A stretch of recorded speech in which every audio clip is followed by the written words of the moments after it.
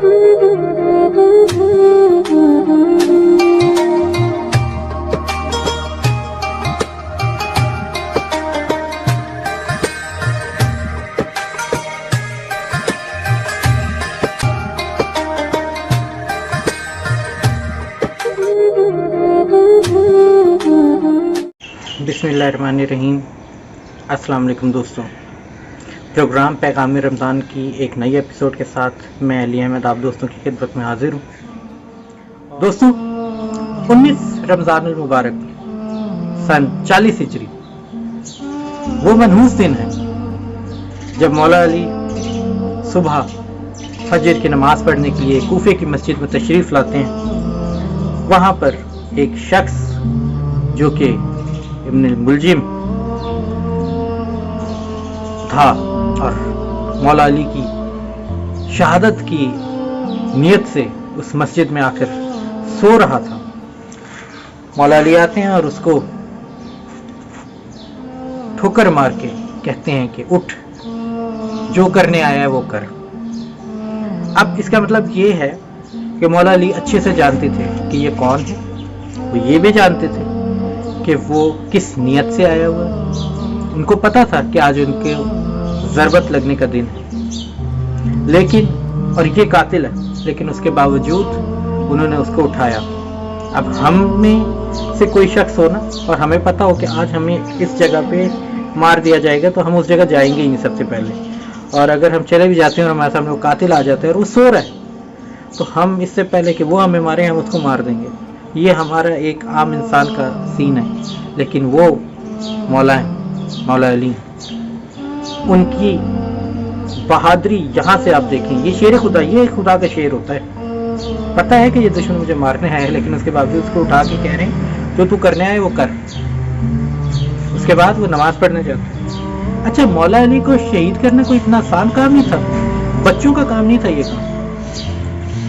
अल्लाह के शेर को मारना कहाँ आसान होता है, जिसने बड़े बड़े सरदारों को वस्ल जहन्नुम यूं कर दिया, उसको मारना आसान काम होता है। वो बहुत सारी साजिशें करने की जरूरत होती है। सारी साजिशें मिलकर इब्ने मुलजिम आया था वहां पे। मौला अली को जिस्म इतना लोहे की तरह होता था, उस पर कोई तलवार या नेजा या खंजर उस तरीके से असर नहीं कर सकता था। सिर्फ एक कमजोर मौका होता था, और वही होता था कि जब मौला नमाज पढ़ रहे होते थे, अल्लाह ताला के सामने सर्व सजूद होते थे, तो उनका जिस्म ऐसा नरम हो जाता था कि उससे नरम कोई चीज ही नहीं। और यही वो वक्त था जिस वक्त इब्ने मुलजिम ने अपना वार किया।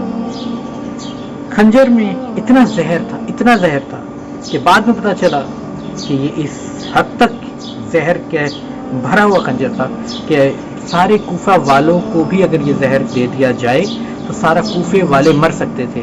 लेकिन उस इतनी जहर के साथ, बुझे हुए खंजर के साथ उसने मौला अली के ऊपर वार किया, ज़रबत लगाई। सर जब ज़रबत लगी ना तो सारे कोहराम समझ के सब भागे उनकी तरफ। इब्ने मुलजिम को भी पकड़ लिया गया। अब कोई शरबत लेकर दौड़ा मौला अली के पिलाने के लिए। अब जब वो शरबत लेकर आया तो मौला अली ने मुस्कुरा के कहा, इस शरबत की मुझसे ज़्यादा ज़रूरत मेरे कातिल को है, ये ज़्यादा घबराया हुआ लग रहा है, इसको पिलाओ। फिर बहुत तारीखी जुमला कहा उन्होंने, फुस्तु बिर्रब्बिल काबा। रहती दुनिया तक दोस्तों ये आवाज़ सारी इंसानियत के कानों में गूंजती रहेगी। कोई शख्स अपने इस दुनिया से जाते वक्त ये कैसे कह सकता है? बेशक ये कोई आम शख्सियत नहीं है, ये आम शख्सियत नहीं थी। ये इमामुल मुत्तकीन अमीरुल मोमिनीन अली इब्ने अबी तालिब थे। मौला अली ने मजीद फरमाया कि देखो, इसको यानी कि इब्ने मुलजिम को, मेरे कातिल को मारना पीटना नहीं, ज़दो कोब ना करना। और अगर तो मैं इसकी ज़र्ब से इस दुनिया से चला जाता हूँ तो देखो इसको भी एक ही ज़र्ब मारना, और अगर ये उससे मर गया तो ठीक, नहीं मरा इसको आज़ाद कर देना, इसको छोड़ देना। उसके साथ ही उन्होंने ये भी कहा कि अगर देखो ये मर जाता है तो उसके बाद इसकी लाशों को पामाल मत करना और इसको गुस्ल कफन के साथ इसको दफना देना। ये कोई आम बंदा नहीं कह सकता दोस्तों। कौन कह सकता है? हम तो आजकल बदले की आग में इतने अंधे होते हैं کہ ہم تو یہ کہتے ہیں کہ جی نسل در نسل دشمنیاں پال کر چل رہے ہوتے ہیں، لیکن وہ مولا کائنات تھے جنہوں نے یہ کہا کہ چلو اس پر ظلم نہ کرنا، اپنے قاتل پہ ظلم کرنے سے منع کرنا۔ 2 دن بیمار رہے، 19 کی ساری دن گزرا، طبیب کو بلایا گیا۔ حضرت امام حسن علیہ السلام نے جب طبیب کو بلایا تو طبیب نے یہی کہا کہ بچنا بہت مشکل ہے، کیونکہ زہر بہت زیادہ پھیل چکا ہے جسم میں، اور ایک ہی کام کیا جا سکتا ہے کہ ان کو جتنا زیادہ دودھ پلایا جائے پلا دو۔ جب یہ خبر کوفے میں پہنچی تو کوفے کے تمام یتیم بچے اپنا اپنا کوزہ لے کے، اس میں دودھ لے کے مولا علی کے دروازے پر پہنچ گئے اور کہنے لگے کہ یہ دودھ مولا کو پلا دو، اس لیے کیونکہ ہم لوگوں نے ایک مرتبہ یتیمی دیکھی ہے، ہم دوبارہ یتیم نہیں ہونا چاہتے، ہم نے ایک بار باپ کھویا ہے، ہم دوبارہ باپ نہیں کھونا چاہتے۔ جی دوستو، تمام یتیموں کی کفالت کیا کرتے تھے مولا علی، ان کا واحد سہارا تھے۔ 19 کا سارا دن گزرا، طبیعت خراب ہوتی جا رہی تھی۔ 20 کا دن آیا، اپنے تمام چاہنے والوں، اپنے تمام اصحاب کو مولا علی نے بلایا اور کہا کہ پوچھو جو پوچھنا چاہتے ہو، جو سوال ہے، جو علم حاصل کرنا چاہتے ہو مجھ سے پوچھ لو، اس سے پہلے کہ علی تم لوگوں کے درمیان نہ رہے۔ دوستوں، بہت سارے لوگ رو پڑے، بہت سارے لوگوں نے مولا علی سے جو سوال کیا جا سکتا تھا کیا۔ اس کے بعد جب شام ہونے کو آئی تو انہوں نے اپنے بیٹے وقت کے امام حضرت امام حسن علیہ السلام کو بلا کر ان سے کہا کہ دیکھو حسن بیٹا، اب میرے کمرے میں نہ تو گھر والوں میں سے کوئی آئے گا، نہ اصحاب میں سے کوئی آئے، نہ کوئی ملنے کے لیے آئے۔ کیوں؟ کیونکہ یہ وقت وہ ہے کہ جو دوسری مخلوقات ہے اللہ تعالیٰ کی، جنات اور دوسری مخلوقات، اب وہ میرے آخری مرتبہ دیدار کرنے کے لیے آ رہی ہیں، آخری مرتبہ مجھے ملنے کے لیے آ رہی ہیں۔ اگلے دن 21 رمضان مولا اس دنیا سے چلے گئے، اور جاتے جاتے انہوں نے جو وصیت کی تھی وہ یہ کی، ایک تو اپنے بیٹے عباس کو بلا کے کہا تھا کہ بیٹا عباس، یاد رکھو کربلا کے میدان میں جب حسین کو تمہاری ضرورت ہوگی، میرے بیٹے حسین کو، تو تم نے اپنی زندگی حسین پر قربان کر دینی، اور میں یہ نہ دیکھوں، مجھے شرمندہ نہ ہونے دینا کہ حسین کو کچھ ہو جائے اور عباس وہاں پر سلامت کھڑا رہے۔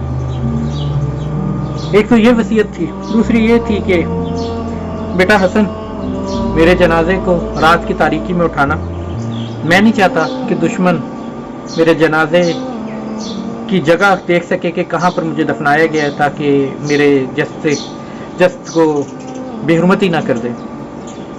اور ان کا جنازہ کچھ اس انداز سے اٹھا تھا کہ ایک جانب سے مولا حسن اور مولا حسین نے ان کا جنازہ اٹھایا، اور ایک سائیڈ سے حضرت جبرائیل علیہ السلام، حضرت میکائیل علیہ السلام نے مولا علی کا جنازہ اٹھایا، اونٹنی پر رکھا، اور مولا علی کے فرمان کے مطابق وہ اونٹنی جس جگہ پر جا کر ٹھہر گئی، اس جگہ پر آلریڈی مولا علی کی قبر تیار تھی، وہاں پر ان کو دفنا دیا گیا۔ اور پھر یہ مولا علی کی وصیت کے مطابق جب اللہ تعالیٰ چاہتا تو ان کی قبر ظاہر کر دیتا، اور اسی طریقے سے ہوا۔ ان کی قبر بہت بعد میں جا کے جب اللہ تعالیٰ نے چاہی تو کچھ اس طریقے سے اس کو ظاہر کیا کہ ایک بادشاہ تھا، وہ شکار پر گیا ہوا تھا، اور ایک ہرنی کے پیچھے شکاری کتے اس نے اپنے چھوڑے ہوئے تھے۔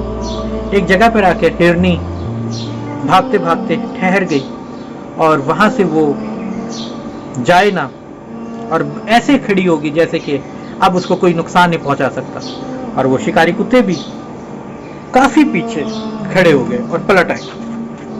بہت کوشش کے باوجود کوئی شکاری کتا، کوئی شکاری اس ہرنی تک نہیں جا سکا، اور ہرنی بھی وہاں سے نہیں بھاگی۔ پھر بعد میں جب ظاہر ہوا، جو تحقیقات ہوئی، پتہ چلا कि ये मौला अली की कब्र मुबारक है। फिर उसके बाद उनको बाकायदा तौर पे वहाँ पे रोज़ा मुबारक बनाया गया, जो आज भी मौजूद है और रहती दुनिया तक मौजूद रहेगा। दोस्तों, काफ़ी ज़्यादा लंबी वीडियो हो चुकी है, लेकिन आज का वाक़या ही ऐसा है। दोस्तों, अब इजाज़त चाहूँगा और दुआ करूँगा कि अल्लाह हम सबको फ़िरक़ा वारियत की इस जंग से, इस आग से महफूज कर दे, निकाले हमें और हुब्बे अहले बैत अपनाने की तौफीक अता फरमाए। क्योंकि ये एक पैमाना है रसूल अल्लाह सल्लल्लाहु अलैहि वसल्लम के मुताबिक कि जिसने अली से बुग़्ज़ रखा उसने गोया मुझसे बुग़्ज़ रखा, और जिसने मुझसे बुग़्ज़ रखा उसने गोया अल्लाह से बुग़्ज़ रखा, और जिसने अली से प्यार किया उसने गोया मुझसे प्यार किया, और जिसने मुझसे प्यार किया उसने गोया अल्लाह से प्यार किया। तो दोस्तों, अभी भी वक्त है हम सबको अपने आपस के इख्तलाफात को मिटाकर सीधा सिराते मुस्तकीम का रास्ता चुन लेना चाहिए, क्योंकि दज्जाल का वक्त करीब आ रहा है और क़यामत करीब है। अल्लाह ताला हम सबको फितने दज्जाल से महफूज रखे और अपने हिफ्ज़-ओ-मान में रखे, मुल्क पाकिस्तान को अपने हिफ्ज़-ओ-मान में रखे, हर किस्म के दुश्मनान दीन को, दुश्मनान पाकिस्तान को नीस्तो नाबूद कर दे। आमीन सुमा आमीन। मुझे इजाज़त दीजिए, इंशाअल्लाह ताला नेक्स्ट टाइम किसी नए टॉपिक के साथ आप दोस्तों की खिदमत में हाजिर हूँगा। तब तक के लिए अल्लाह हाफ़िज़।